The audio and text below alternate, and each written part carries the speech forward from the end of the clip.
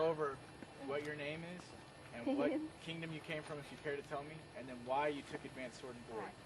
And try to be specific so I can really help you, because I want to make sure I cover what you want covered, so this is beneficial to you. So we'll start here. I'm J-Man. I'm from Inland Ocean, part of Black Spire right now. I'm taking this class because, well, I started sword and board, but I've been mainly fighting single sword the last year and a half or so, so I want to diversify my skills now. Okay, cool.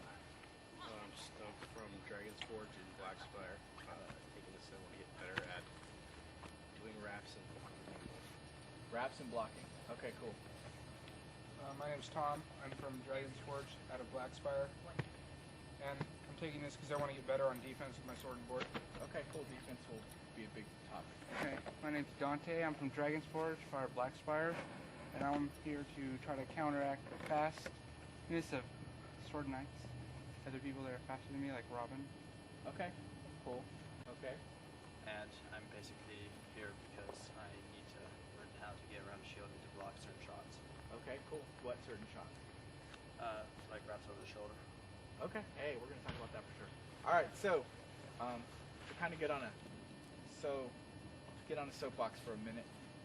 If you really want to get to the point where you're an advanced sword and board fighter and you're really good, you want to beat sword knights. I think that's an awesome goal. If you want to do that, there's really only one way to do it, and that's practice. And what I recommend for that, other than just fighting other people, is get yourself like a punching bag. Like I just got a $60 punching bag with water in the bottom of the base to hold it. You're not kicking it over or anything, so that works for you. And then just practice throwing shots at it. What I recommend is 100 shots with your main hand, 200 shots with your offhand, and 100 stabs with each hand. And then we're going to go over later exact form for certain shots. You want to practice that as well. And practice how you play. So if you wear gloves when you're fighting, wear gloves when you're practicing. If you fight sword and board and you want to get better at sword and board, have your board in your hand while you're throwing your shots, because then you're going to know body positioning. And then visualize. So that's not a punching bag I'm hitting, that's my opponent, and that's his hip. And then you just get used to seeing yourself doing that over and over and over again hundreds of times. So when it really happens in real life, it's nothing, it's automatic, it's something you've done for that punching bag like 1,000 times by the time you hit the field. So that's going to help you. If you want some exercises, jump rope is really awesome for footwork. I have some other stuff I posted on eSam a long time ago. If you want a copy of that, talk to me afterwards and I'll see if I can remember where I posted it and get it to you. That's a whole workout. It takes about 30 minutes and it'll help you get way better at sword and board. Footwork will be faster, your shots will be crisper and cleaner. So that's my little soapbox about practice. The first part we'll talk about is defense, because in my opinion defense is the most important thing, and defense starts with your stance.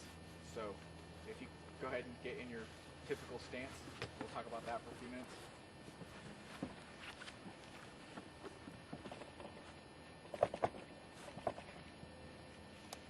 Okay, I like most of what I see. What I recommend is everyone's left foot forward, I think, so shield foot forward, which is very good. It's a good defensive stance. You can block a lot of shots. What I recommend is like, if you've ever taken the martial arts, it's called a bow stance. So this foot's kind of pigeon-toed in, and this foot's toe lines up the heel of this foot. And then you stand like that, your shield up. And defense starts, let me ask the question, does anyone know where defense starts? Your feet? Almost. Okay, so defense starts with your knees. And the way you defend, some people's specific goals were how to defend wraps and stuff like that. The way you defend those shots is you don't actually move your shield, your body moves your shield. So if someone's going to ass wrap me, I'm going to shift my weight to my right foot and lean to the left. My shield comes over, and I'm still defended, I'm still covered up, and my shield blocks that. So it's just a shift. And if you're going to block high, you just shift a little higher and up. I call it a gangster lean. So just throw the gangster lean out. It's a good term to help you remember. So come here real quick. And so if I'm going to throw a wrap at him, keep your shield like just normal, I can get around him. But now go ahead and lean with it. So, okay, I can't really get around him. And then say I step in and really commit for the wrap, I still can't get around him. But before, if you keep your shield straight up with me, I'm going to get around you anytime. Anyone who throws a really monster wrap is going to get around you. So it's a lean. So if you see someone commit hard for wrap, all you have to do is lean. And then the best part of that is that you can just return right after that. You don't have to do much of anything to return fire, and they're committed to a wrap, so you got an easy shot. So remember, defense starts with your stance, nice and deep, and with your knee, just rotating your weight. All you have to do is shift your weight. It's really minor. It's not even that major of a thing, and you can block that ass wrap.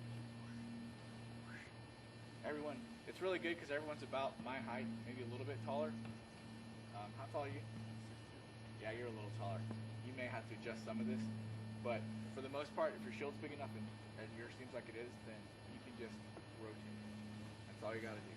Just a slight rotation. You don't want to open up that much. So that's like that's the primary way to defend wraps and high wraps too. Come over here again.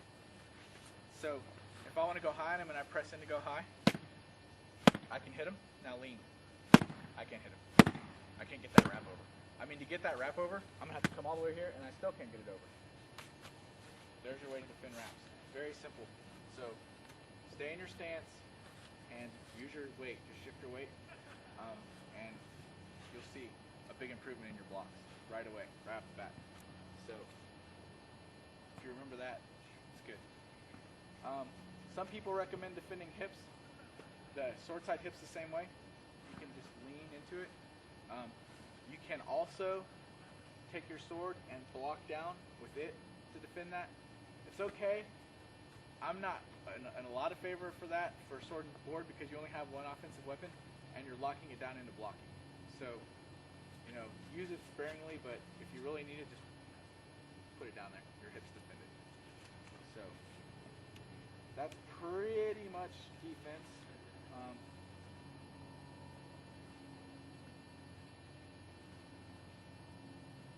Yeah, so I told you about blocking the ass wrap, the top side, the inside. Even if I'm way past your shield, I'll pick on someone else this time. Come here real quick. So, say I get my hand all the way over here. Go ahead and just lean. You have to be careful, though, not to overlean, because if I do that, I can do that. People are mainly not going to do that, so just look out. You see it do that? Just do it.